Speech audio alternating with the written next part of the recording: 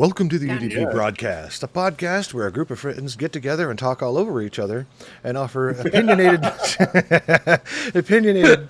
opinions on gaming-related topics. There you go. There's a classic Lumi faux pas, just screwing up the intro. I'm Luminary, and I'm accompanied today by my co-host, the Nordic Cajun. 100 episodes ago, Lumi said, let's fuck around, and here we are today, still finding out. The Eternal Barcode, Imi. I have consumed a lot of bandwidth in this time. I intend to consume more. Yep, get those nutritious bits and bytes. And from the Emerald Dream, Raina, the Crit Chicken. I am the one speaking over people now. Look at me, I am the overspeaker now. So here we go, episode 100. We've done this 100 times. That means our catalog is at least 100 hours long. Yeah, that's a lot of listening. Yeah, that is. So before we go any further, we'll continue championing the same thing we did when I decided to turn this channel to affiliate and go through that process. We are supporting the Trevor Project, where 10% of all revenue streams that belong to me go to the Trevor Project. And there's more on that later, but Ping has things now. You have to spell it right. Maybe it's not going to work. Oh, damn it. You put there we go. The Trevor Project is the leading organization working to end LGBTQ youth suicide in the US and beyond. The non-profit operates several programs to help prevent and respond to the public health crisis of LGBTQ youth suicide, including 24/7 free crisis services, research, advocacy, education, and peer support. Thank you, Ping. And, as we say every episode, this is an opinion show. We have opinions just like you do, and our opinions are our own and do not reflect any entity that employ us or contract us. In other words, we're poor, don't sue us. I'll eat all your bandwidth and maybe your documents. For some reason, it's funny. I'm looking at how you tried to summon Ping earlier. It looks like you're trying to summon Ping, but he was playing Balatro, so he couldn't come in. I think so. I don't even know how I did that. I don't even know what key press that is to cause that to happen. If anybody knows what the ASCII character code is for the club symbol from a deck of cards, I have no idea. I have no idea how I did that, but I am magically special. It was just a lovely, happy little accident. Yep. I don't screw up. Other people do. That's what my mother said about me. And then she turned around saying, no, I didn't call you an accident. Sure, Mom. All right. Whatever you say. It won't be an accident when that letter from the nursing home comes either. Oh. So what? Who said that? Okay, so I'm sorry. I've chosen violence today. I'm so glad that my mom doesn't have any interest in gaming podcasts. There you go. Me too. Sorry, Mom. Me too. Indeed. So, okay.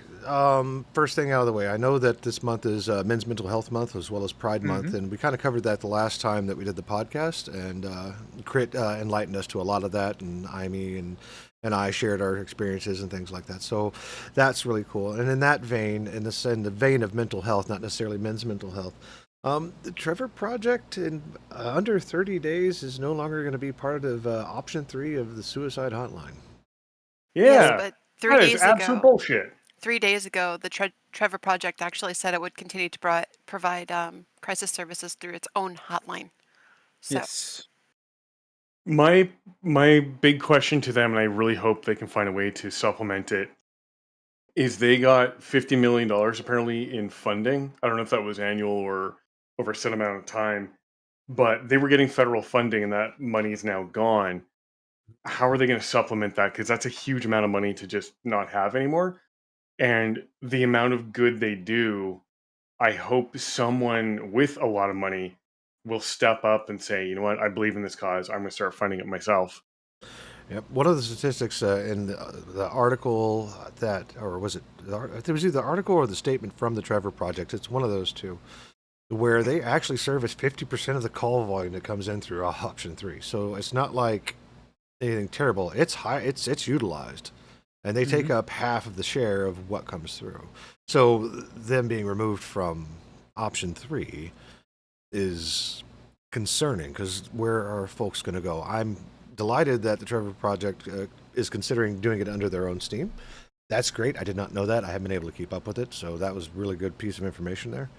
But I mean, we'll do what we can, just like we do every time. At the end of the year, we'll donate most of our proceeds because, I mean, like I said, we're not in this for the money. We're in this just because. And I think the last 2 years, we've actually donated 100% of our revenue, which has, along with donations on Twitch, ended up seeing somewhere in the range of between $700 to $1,000. And that right there is like 1 week for a trained professional to do stuff. So in that 1 week, even with our $1,000, it helped someone, if not many people. Exactly. And I'm going to say this. I've said it multiple times on different social medias and everything, but I'm going to say it with my whole fucking chest. Stupidity always loses, love always wins. It will come about to where this is going to just be a footnote in history to where the wrong are going to step up and the right people are going to win. I'm being on the right side of history.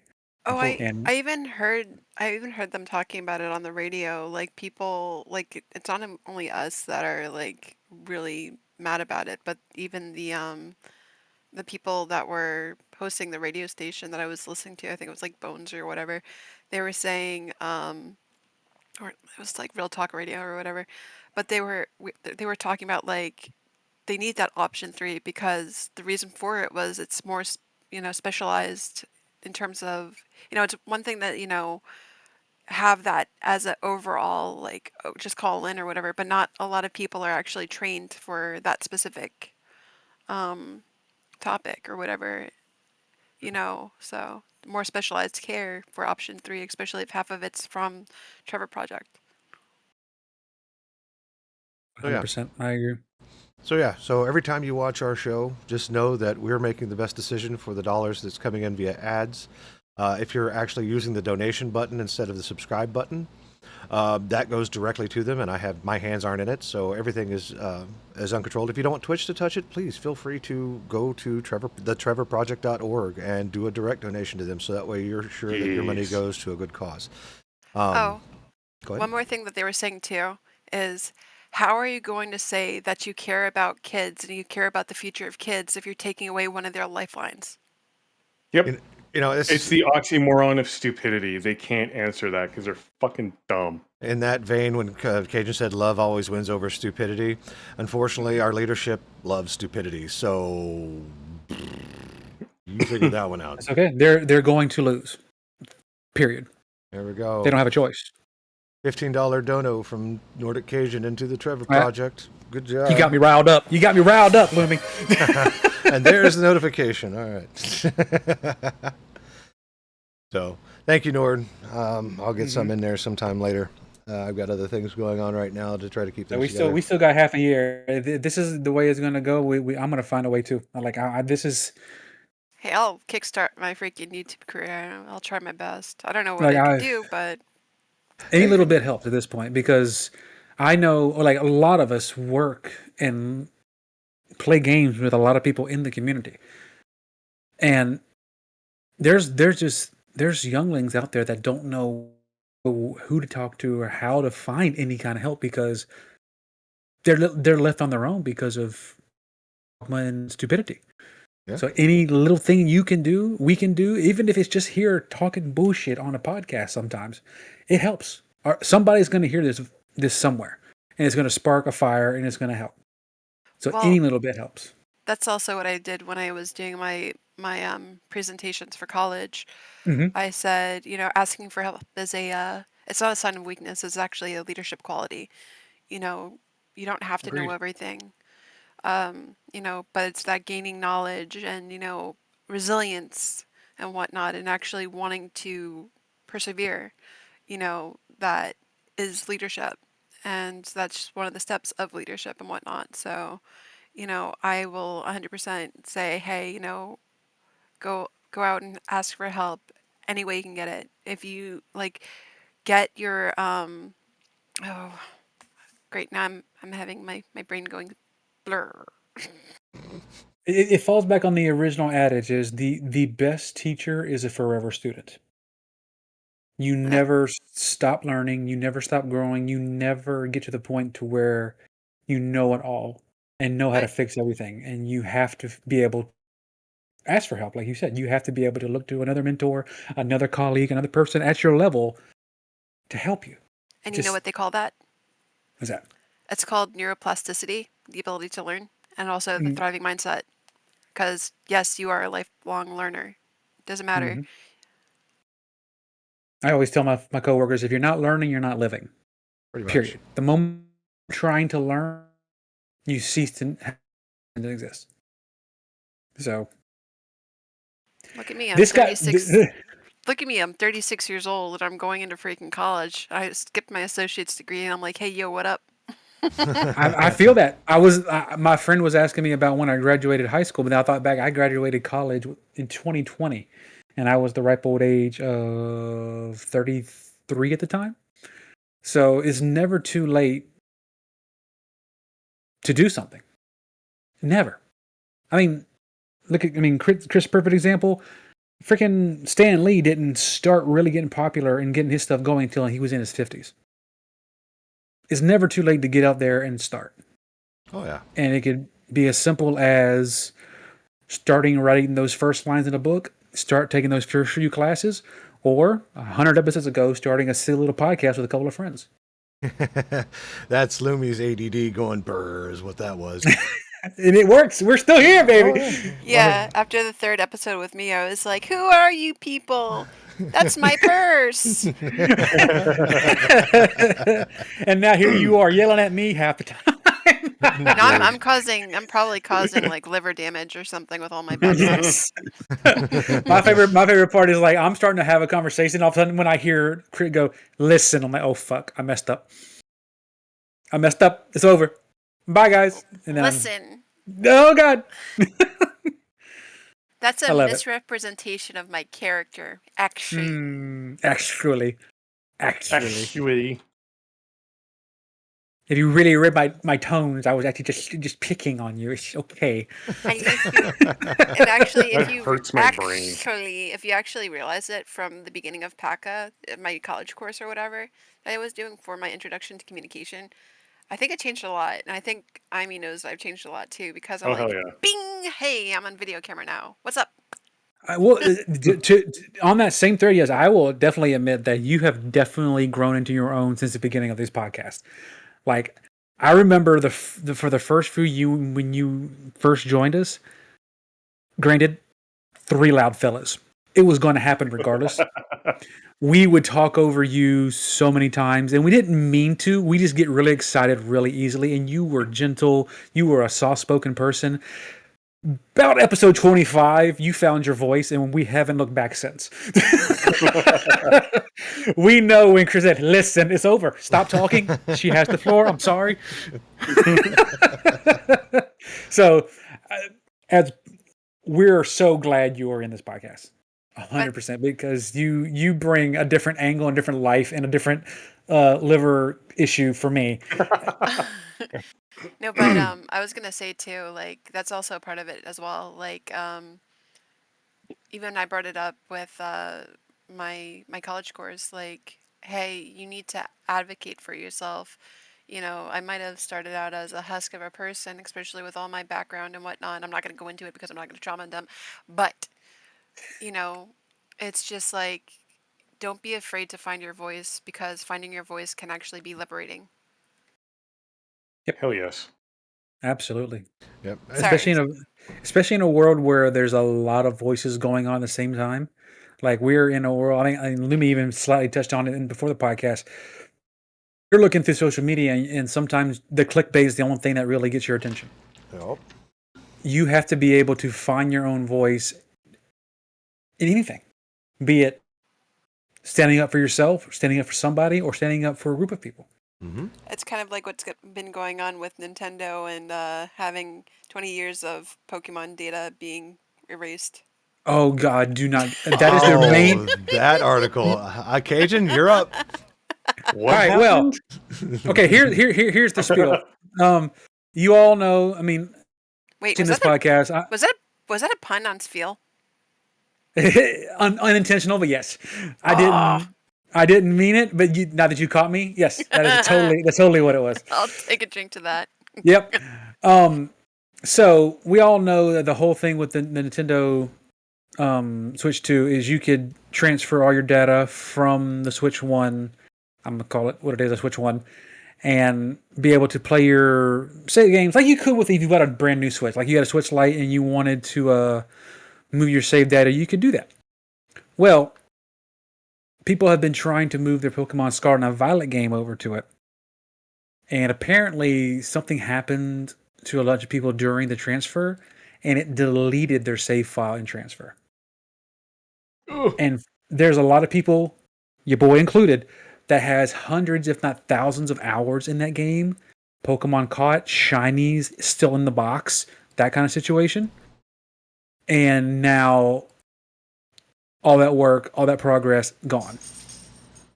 Gross. And right now Nintendo's like, don't know what to tell you. We have your money already, so not our problem. So That's what happens when you focus your attention on Power World and not the quality of your game. that's Boom, what I'm mic drop. as I'm sitting here playing Power World. Rip. We kind of touched on it before the thing though. They have that new update coming out Wednesday with the Terraria crossover, so I'm excited about that. Oh, speaking of, Amy has a stream back up. Let me go grab that real quick and put it up. This way we've got something else. Sorry, I had to have my my mic drop moment. No, I love it. Anytime we can drop the mic on Nintendo for being a dumbass, I'm here for it. That's going to be every day until they become like Sega and end up just being a software company trying to survive. Yes, you know why they call it the Nintendo Switch, right? Did everybody switching over to a new program, new Yeah, because platform? eventually you'll have to switch it up. Mm-hmm. I sipped even though we were on the same page. I still sipped. If you think about it, it's the Switch 2, and you have to ask yourself, switch to what? Xbox, PC?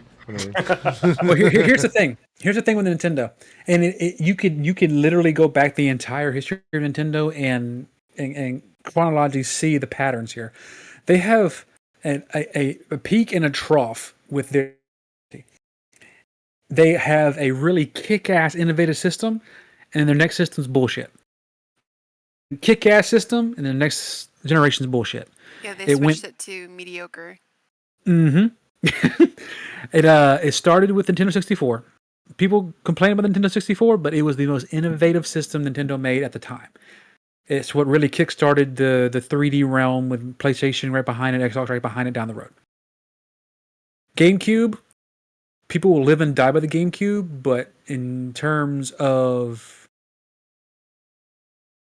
history, a very forgettable system in comparison. The GameCube was a very versatile system. Not only did it play video games, but it doubled as a home protection implement.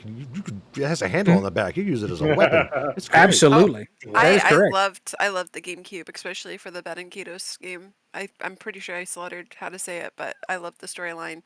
It was on 3 different discs. It was a long game, and it was like visually at the time it was better than the N64. So I got lost in the sauce on that one.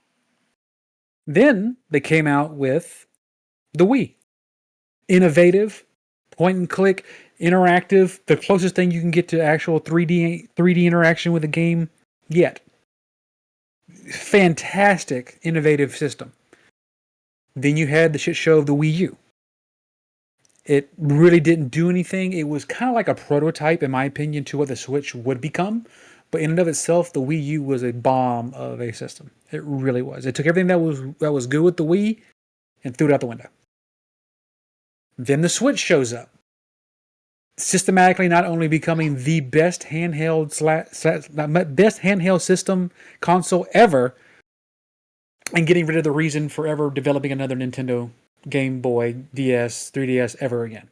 Because you literally just combine the two into one software. Yeah, I remember the big selling point was like a portable Skyrim. Like it was beautiful. And to me, to date, still its best work. However, we are now in the trough. The Switch 2, sure, stronger. It's the power of a PS4 in your hands. Cool. Screen's bigger. Fantastic. What else you got? Well, what innovation do you have? like my son right now is actually looking at the Steam Deck because I told him, I'm like, why don't you play on your Switch anymore? He's like, I'm getting bored of the games, and like you said, I don't want to spend $80 just to play a video game on this, on the. Even the kids are trying to realize, hey, this is bullshit. Gaming should be affordable. It's no longer affordable. People think it's okay.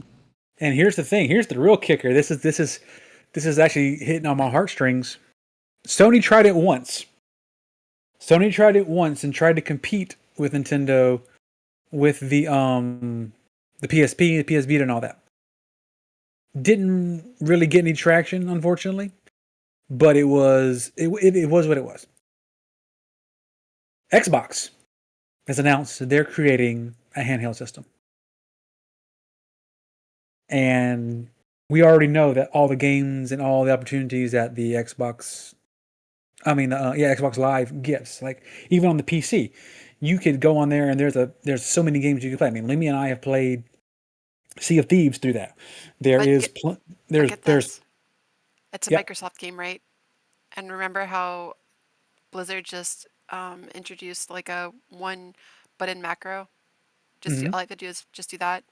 Imagine that in a handheld. Yep. So we're looking at a possible, I'm gonna call a spade, a competitor again for the console race in terms of handhelds, because Nintendo, to be fair, hasn't had any competition ever. So to see somebody stepping up and saying, "Hey, you can take all of your Xbox games with you anywhere," it's gonna be huge. I'm watching Microsoft with a magnifying glass. I want to see them do something good, because I am still on the fence personally about the Steam Deck. I want one, but I haven't bit the bullet and really said I'm going to get one yet. So the fact that there's competition breeds innovation. Period. I mean, they should probably take a step back and, probably observe what Spaceballs is doing. What Spaceballs doing? Mel Brooks announced Spaceballs 2. Yep. Yeah, 50 years later? Yep. Yeah. What the? The Schwartz is still with us. Lord Almighty, I haven't watched that movie in so damn long. Now I have to go back and watch it. And Tim Russ is gonna be there again, combing the desert. Yep. Welcome to Schwartz the podcast. Sorry, Wow. I derailed, but like. No, that's fine. I had no clue. That's really cool. I like that. Mean, it's like back to back with Nintendo games, and here Spaceball comes in your face with Spaceballs. It's like we see you Switch to now have our balls. I'm looking forward to that. Mel Brooks has made some really good films over his career, and they're all tongue-in-cheek. Blazing Saddles, Spaceballs. He's had quite a few. IMDb that. I can't think of them all because I got old brain right now. Can we have a Spaceballs MMO, please? Thank you. I'm down. Down. What they need is to mod the new Dune game for Spaceballs, and that would be good. Speaking of mods, Nexus Mods has changed owners. It looks like it's an amicable exchange between the guy who's been running it for the last 20 years and the rest of the team. But I was looking at some of the comments after the new team made, but put their stance forward, which looked decent, at least in my eyes. But all the comments after was like, "What a shit show! What is this?" So forth and so on. Because change is scary. I mean, do you have opinions on this? Not really. Okay. It's one of the rare times I don't have an opinion. It sounds like Cajun has opinions. Well, not as much opinions as in like kind of playing off what you had just said. Change is very scary, and especially change into the unknown when you're so used to something. The people who were enjoying Nexus Mod were so used to how the things were. They have no clue how the new owner is going to act. It's kind of like how a lot of the people are acting with Pokemon Go getting bought out and seeing what's going to happen with the new owner.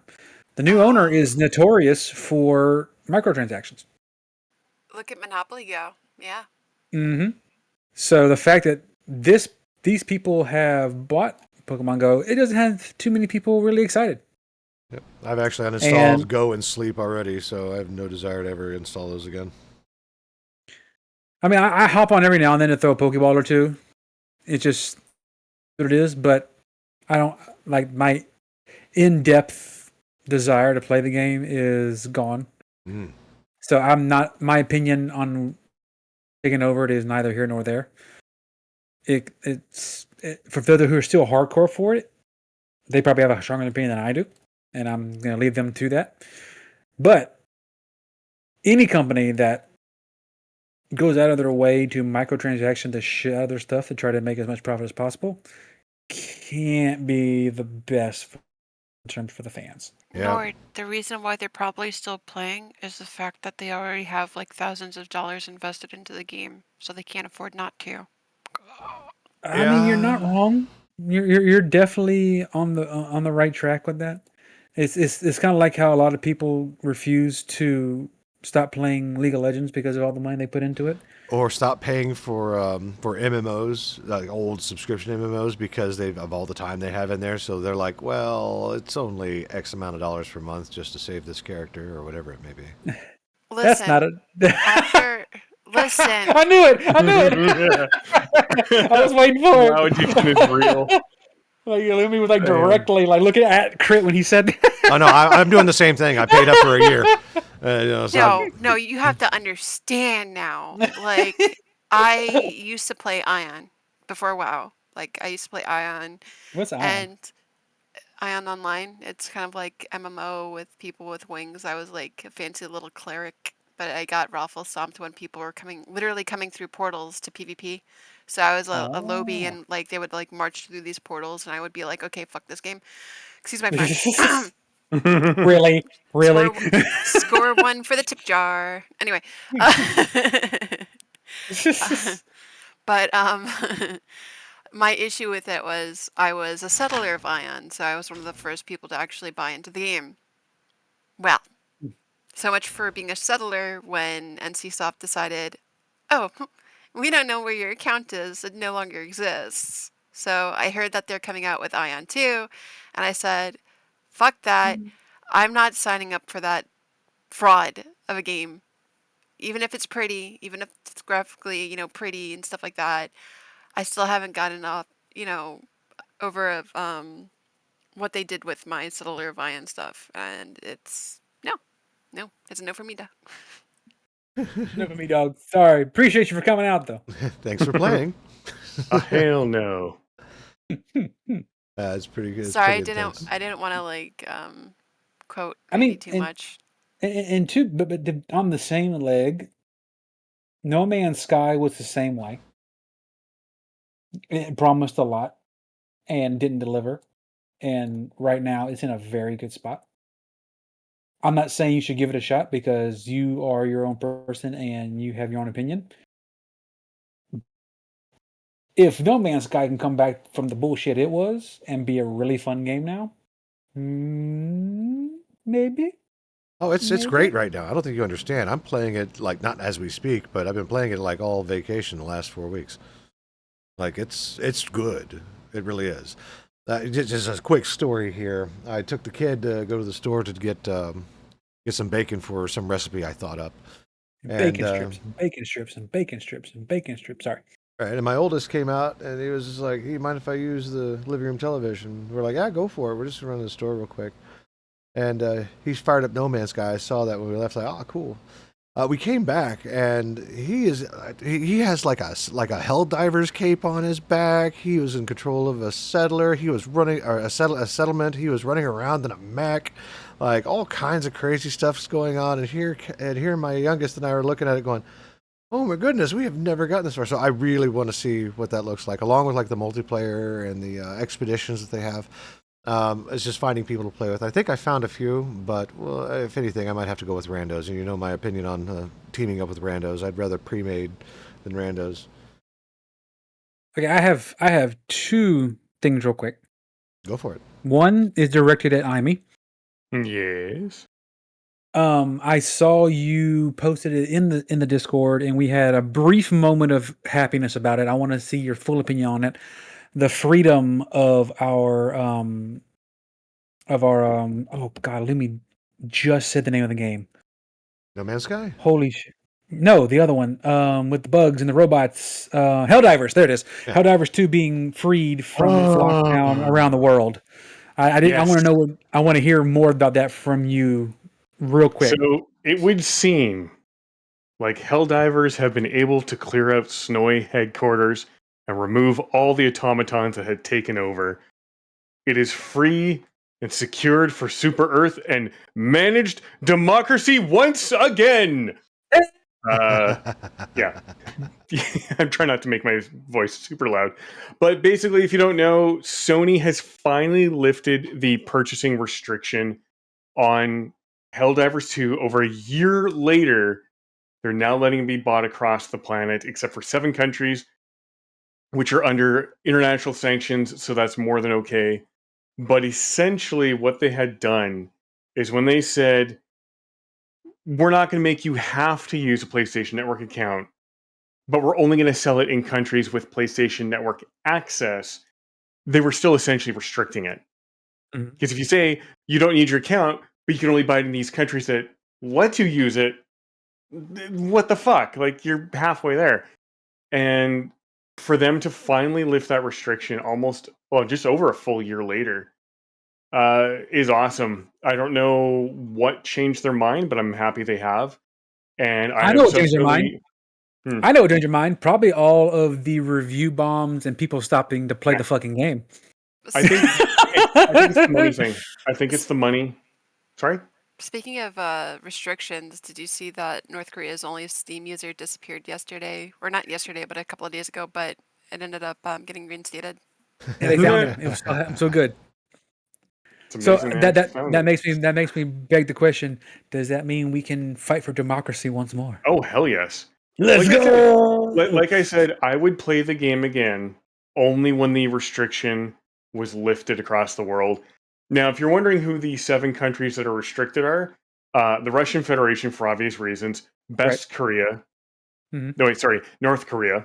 They call themselves Best Korea. Iran, and 4 others that I can't remember off the top of my head. They're all under international sanctions, so that makes sense, and I'm cool with that. But now the Pope can go to hell and hell dive. Let's go! Yeah, so I'm happy. It took way too long. It shouldn't have gotten to this point, but like I said, I'm just happy you can actually do it now. So, on Crit's note about the only person in Pyongyang playing on Steam, it's some anonymous user. I didn't even think that. I didn't even pay attention to that. The only reason why I even know about it is because I came across an article. Like, oh wow, somebody in the DPRK is playing on Steam. I wonder what they're playing. What are they doing? What does their library look like? Like what is the regime allowing them to do? And there's been a lot of speculation on who it could potentially be. Like it could be Kim Jong-un by themselves, right? Yeah, his favorite Apple computer. Is it a Mac Classic? An Apple II? What is it? In the article I sent you, it said something about iMac. Ugh. But when you're under massive sanctions, what are you going to do? You can't really buy a whole lot. Well, apparently Steam's still on the table, so I don't know how they manage that. But. It's good though. Hopefully it opens up for others. So. Yeah, no, I hope the Hermit Kingdom opens up to more gaming, even if it is scrutinized on what can and can't be played in the country. I think that's great. My other point I wanted to bring up, and is probably one of my favorite / least favorite episodes we've had on the show, was when the 3 of you ganged up on me about fucking Glorbo. Oh, that's my favorite episode. The only reason why I remember it is because I see it in our tags, and I still don't remember what the fuck Glorbo was. You're welcome. So yeah, no, it's Glorbo. Glorbo's just Glorbo. That's all you need to know. That was the episode where okay, so I think it was some subreddit decided to get together and poison AI journalists talking about Glorbo. Oh yeah, and also use that to just I guess, yeah, with the AI journalists and, making it populate on like front pages of like Google searches and whatnot. So like, yeah, have you heard about Glorbo? Glorbo. That Yeah, it's the was best thing since sliced bread. Glorbo. yeah. That was. And then a Nord walked to a podcast and y'all talking about like, what the fuck is Glorbo? It's Glorbo, dude. Don't you ever know about Glorbo? I'm like, no, I haven't. What's going on?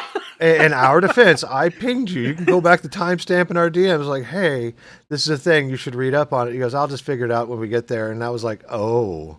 And I went to That was Amy. my mistake. I screenshotted that and I sent it to Amy. And I was like, we should do a little mischief. And he was like, yeah, we should. And y'all did. And it was probably the best episode in terms of trolling Nord ever. And I hate and love you all for it. I really do. So, yeah, that was my reminiscent of the favorites for y'all. What was y'all's favorite moments in the podcast or CODcast?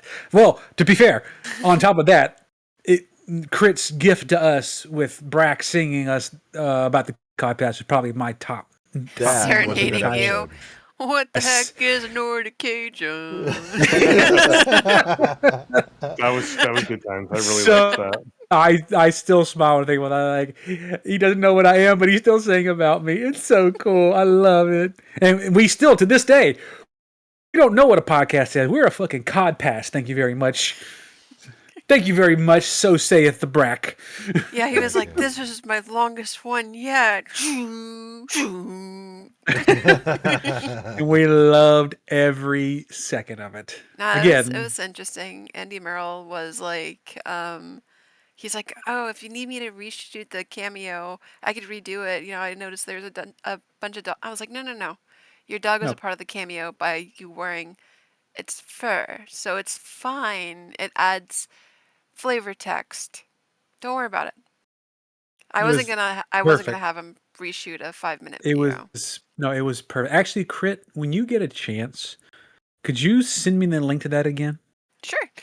Because I have intentions. I can emphasize more now, especially with how the people that create the cameos. Some could probably do it like right off the bat, but when he said something about like, oh, let me reshoot, like, do you want me to reshoot? I've done my presentations where I had to restart the video over and over and over and over and over again because I wanted to at least be somewhat perfect. But 5 minutes is a lot. Oh yeah. Mm-hmm. Yep. Especially to do improv like he did. It's perfect. There was nothing about it I would have changed. Like it was the greatest gift you gave us. It was so absolutely fantastic. I mean, Amy would say otherwise, but well, sometimes Amy's opinion doesn't matter. So no, wow. I was talking. No, I was gonna say that me and him got married. Well, so long, everyone. My opinion no longer matters. Thank you for joining us.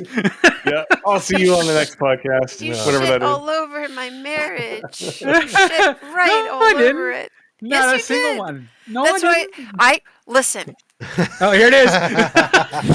Listen, Linda. The listen has been laid down. I have to hush now. Sorry, guys.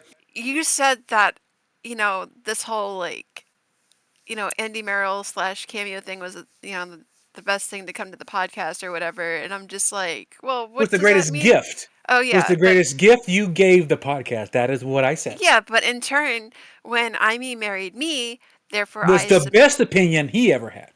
Yeah, but am I wrong? Am I wrong? Am I wrong? That was my opinion of him. What are you talking about? You married him. You have a great opinion of him. Yeah. You're just shitting all over my marriage. Again, I didn't shit on. I didn't shit on nothing. Did not shit on nothing.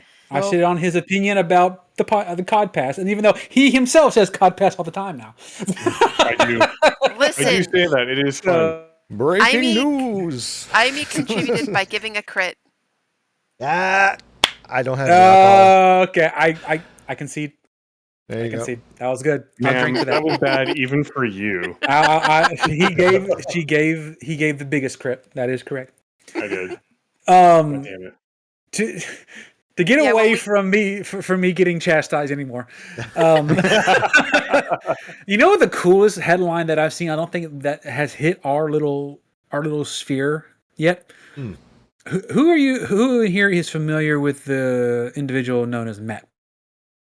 As who? Matt Pat. Oh, I'm very familiar. Yeah, I Crit? love game theory. I mean, yes, No he is. idea what that is. He was the creator and host of the channel Game Theory for years. He would go into different games and storylines and create an entire theory crafting series on anything and everything you can imagine within that sphere. He is, in my opinion, next to Markiplier, the only reason why Five Nights at Freddy's is as big as it is. Because this man obsessed with the story and the lore of the Five Nights at Freddy's timeline as the games and the books came out. He is a genuine genius when it came to theory crafting, which is why I love theory crafting in and of itself, because it is an art craft by itself. Well, he retired from his channel about 6 months ago, give or take. He did one more theory for Five Nights at Freddy's, and then he passed the torch on for all of his channels. He has a theory channel, a food theory channel, a movie theory channel. Like he had some good shit going on. The last one was I think fashion theory, where they're doing like clothes and everything, which is kind of neat. Mm-hmm. And he passed the torch to different individuals that he had been working with for a long time, who are all still doing a great job. But they're no Matt Pat. Matt Pat was the OG. It's kind of like when Ray William Johnson passed on Equals 3 back in the golden age of meme review. Never was the same, and eventually buckled. But game theory has a lot of stuff going with it. Hey, Nord. The reason why... Yeah? You want to know my fashion theory? What's that? It involves me diving into bins at thrift stores. Hey, there's nothing bad about some thrift shopping. I ain't gonna lie. Yeah, it's illegal You to can run find around some naked, good so you threads. get what you get. That's it. But the reason why I even bring him up is because he retired from his channels. He's in the background. He still has hands in it, of course, but he's not in the forefront as he was. And everybody thought it was strictly because he wanted to go home and spend more time with his wife and his kid and all that good stuff. No, it turns out Homeboy is now in the running to become he's in politics now. Yeah, he's advocating for a lobby for creators, which is interesting in itself. I'm kind of interested to see how that's going to turn out. And I think it's great because we need more young people in Washington right now, especially with current events going on in the world. We're not going to get political. Don't run away. This is just a theory, a political theory. Calm down. I saw a meme, which both made me laugh, but also made me like, I wished the whole thing. We all know that it's not going to happen, but the Cheeto in chief has mentioned wanting to try to run for a third term in 2028 by bending some rules and all that good stuff. The meme that I saw was the scene from Wolverine and Deadpool when the agents were talking, and the agents were talking about, I did like I couldn't save anybody. It's all good. Yada yada. It's the Cheeto in chief talking, and then you hear Deadpool screaming, "Don't worry, Lucy, I'm coming!" And it's him and Wolverine coming back out from the background because they saved the entire multiverse. When they come around the corner, it says 2028, Markiplier and Matt Pat. I would vote the fuck out of those two, man. You know what? I will write in that vote. Are you kidding me? Like, that'd be great. Like the creator of the one of the largest video game YouTubes on the planet, who advocates for treating people fairly and justly 24/7 in Markiplier, on top of Matt Pat, who advocates for the LGBTQ consistently and just loves just helping the smaller people get bigger. Like, that would be the greatest fuck you if that would be the case. So, I would slide in there and I would be blaring the Game Theory old school theme song. Like, yeah, I'm coming in with my vote. Say something. I will let you know right now the reason why I would even vote that way is because there is a traceable track record of success with Matt Pat, and using common sense and creative thinking to put together these wild stories over the years on their channel. Mm-hmm. right? Mhm. It means that we've got some common sense going on here. There's a lot of like math and everything else that goes into it too. Like even if he was running with the dude who did the science end of it, I forgot Can Austin. Oh yeah. can I The But interject science. for a second? oh yeah, what's up?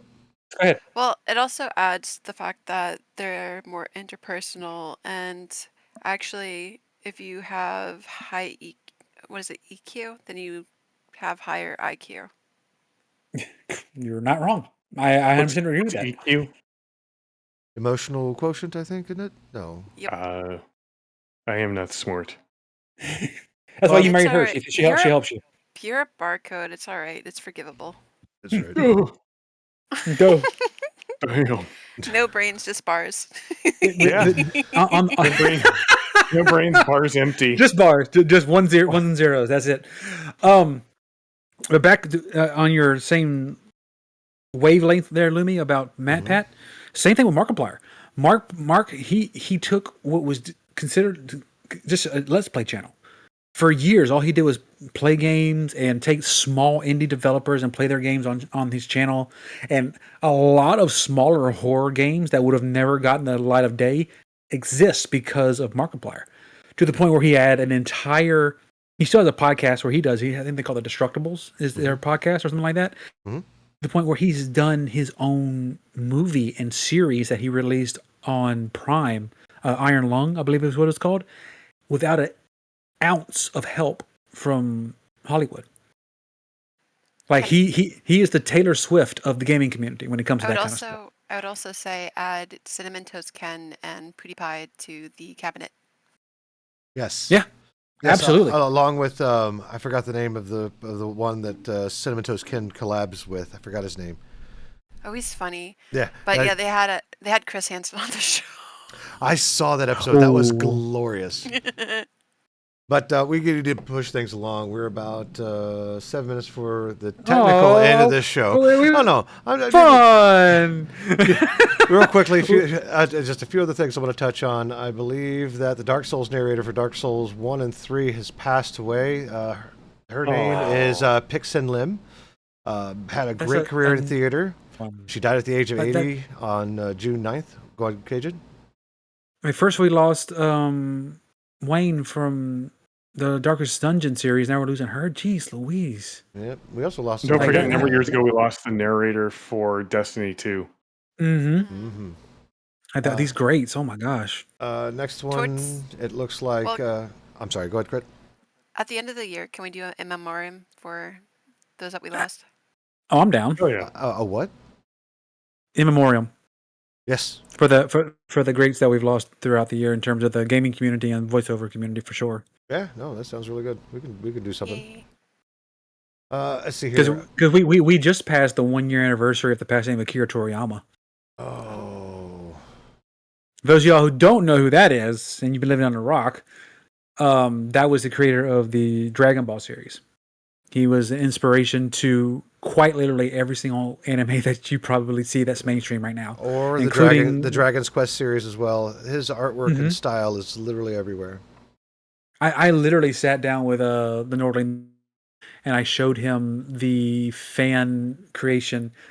I forgot I'm going to look it up right now so you guys can watch it later. There's a guy who did an entire one-shot animation of like a love letter to Dragon Ball. It was called Dragon Ball Legend.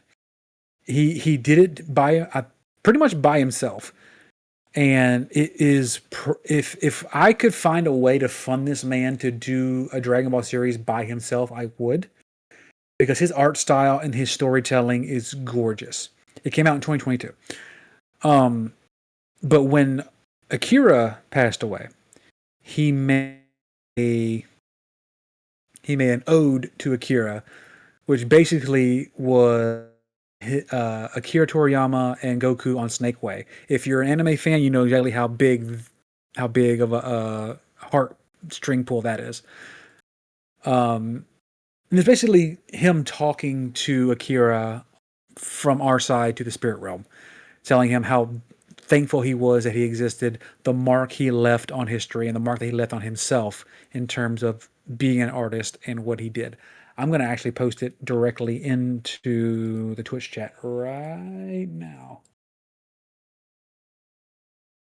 And Akira, if I had to compare him to somebody else, if I was sitting there and there was a table of two people sitting down eating and sharing war stories about animating and coloring and painting and drawing, I would have Akira Toriyama on the right side and I would have Stanley on the left. Because those two names coincided with two of the greatest changers of the style and of just culture in general when it comes to comic books and manga in Japan. And his passing was definitely terrible. It was sad. He was a cornerstone. He was one of the greats. And the fact that we're already a year without him makes me really sad. His legacy will always live on through Dragon Ball and, like let me say, Dragon Quest and other things that that he's had his hands in. But to know that he touched so many generations with his love for his craft, it makes me, one, inspired, and two, pissed off at myself that I haven't done more in my life. Great. Quick moment of silence for Akira Toriyama as far as an anniversary, along with Pick Some Limb. Mm-hmm. Okay, moment's over. Now, check this out. We've got... well, I mean, it's just a moment. I was taking a sip, and he says, "Time's over." Okay. I literally said, "Cheers." Last thing on my list, and we can rant about whatever. So let me get through this here real quick. Sorry, I'm sorry. I did the rabbit thing. I'm sorry. Okay. Let's see here. Last headline. It was Valve does its homework the night before the deadline, switches Steam to run on Mac chips right as Apple announces ditching Intel for good. So the latest news from Apple was that it's going to be switching to ARM chips. And that's actually really awesome. So there's actually a beta for the Steam client for the Mac users. If you have an ARM chip, that should give you a good leg up. There's a lot of stuff that they've worked around for. So it's incredible news. There needs to be more Mac gamers. Gaming should be available to everyone. It just depends on what platform you're on, right? That's just the way that runs. So yeah, that's it. That's all I've got. We hit the DPRK, we hit Valve, we hit Pick Some Limb. Nexus, as far as that's concerned. We've talked about our favorite episodes. We've talked about the good times. Not like we've had any real bad times, at least not publicly on any of the episodes, but there's been some very concerning stuff that we've talked about. And of course, we've advocated for the Trevor Project for on to 3 years now. So we've done a lot of great things, and I'm kind of looking forward to seeing what we come up with moving forward to further propel and help with the mental health crisis that is the youth suicide in the LGBTQ community. That's... Say it again. I will say it until they put my body in the earth. Love wins. Mm-hmm. So, I think it's about time for a roundtable. Roundtable number 100. Ba-da-bum. All right. We'll start at the top. Cajun, what you got going on? Surviving. Yeah. Work has been. I've had to halt a lot of my side projects just because of work. Because when I get home, I'm exhausted. I know those feels. Those of you that don't know, I work in a medical lab, and it's a small lab, quote unquote, in where I live. However, we are starting to become one of the biggest toxicology labs here in the state. And when that starts to happen, they put a certain crazy Cajun in charge of that department, aka me, and puts a lot of stress on you, boy. And it's good stress. It's not like a stress that like I can't sleep at night. It's just a stress that knowing that department relies on my knowledge and my wherewithal of what I've learned over the past, to be fair, 7 months. Like literally, I walked in the door in January, like, hey, guess what? This is your department now. Never touched it before in my entire life. I'm like, okay. So it's my baby, as it were, for this company, and it's a good stressful, but like I said, it drains me to where I can't work on a lot of stuff that I want to work on. but I'm slowly getting to the point where life-work balance is starting to even out, especially now that they got me some help in the department. Nice. I am hoping to start getting my art game back on point because I was working on something before Piss Creek took over. I know that's in the lab that would have been a very funny joke, but it's true. I work with that all day. That's literally my life. And I was starting on some artwork right when it happened, and I had to slow down because I have to sleep, I have to exist, I have a child, I have to do things. But it's getting to the point where I can slowly start bringing in my side hobbies again. Like this week, I've been able to play video games for the first time in forever. I've been able to do that in a long. Sitting here and playing Power World was fun. Harrison, the Nordling, he got his little Switch and he wanted Dragon Ball Kakarot. Like we were talking about Dragon Ball earlier.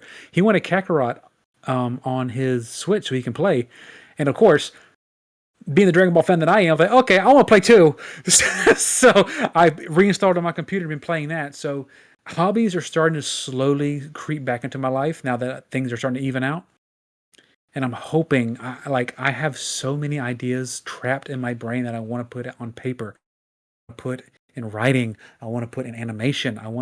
Newman, you and I have talked about freaking making our fart room game. It's there. I'm ready. I'm just ready to start that next chapter. And I didn't mean to freaking emotionally dump at the end of the podcast, but I'm ready. It's just getting to the point where I'm finally getting to the point where I can. And I hope to start sharing that with you guys and with the world soon. So that's where I'm at. All right. Amy, what do you have going this week? I'm affecting Mass. Nice. It's a good series. As you can see, I'm about to finish up Mass Effect 1. I'll be then porting my game over to Mass Effect 2 because I've actually only ever played 1 and 2.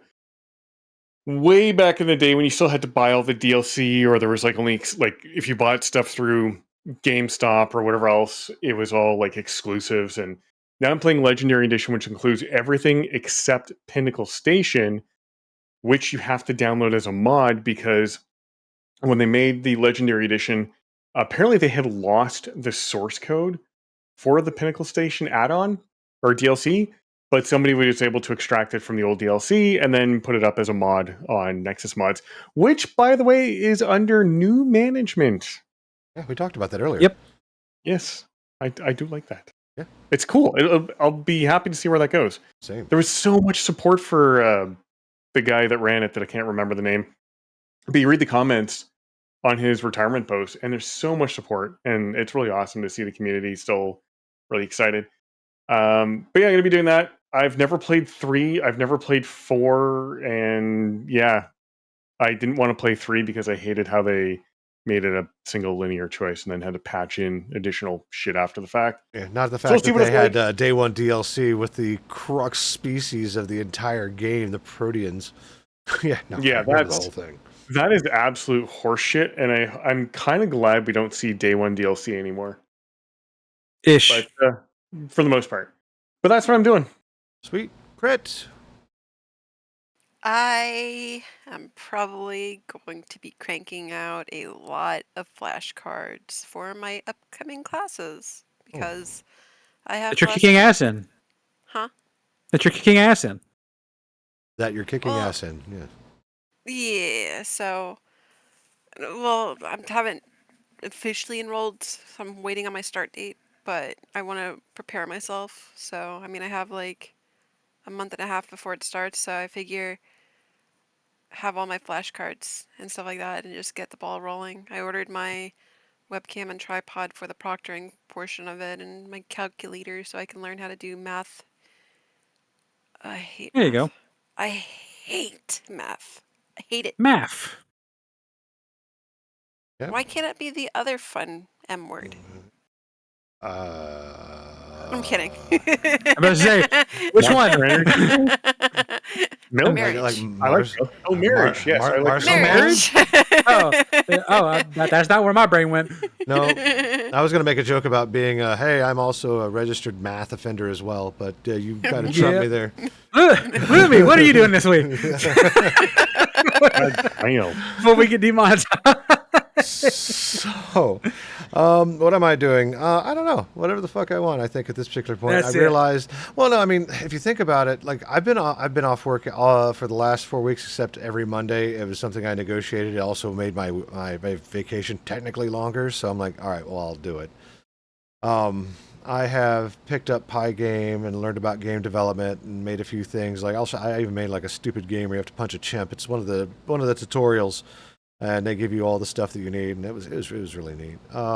Chimp. Yeah, it's chimp.py. Yeah, no, it's That's a weird way of saying spank the monkey. it says my. it says pummel the chimp and win, and there's dollar signs, and you have a little looks like an old like hypercard monkey flowing across the stream, going back and forth, and a fist, and you hit it and it spins. It's kind of neat. There was a lot to it, and there's a lot of code just to even do that. But it was interesting as I was doing it.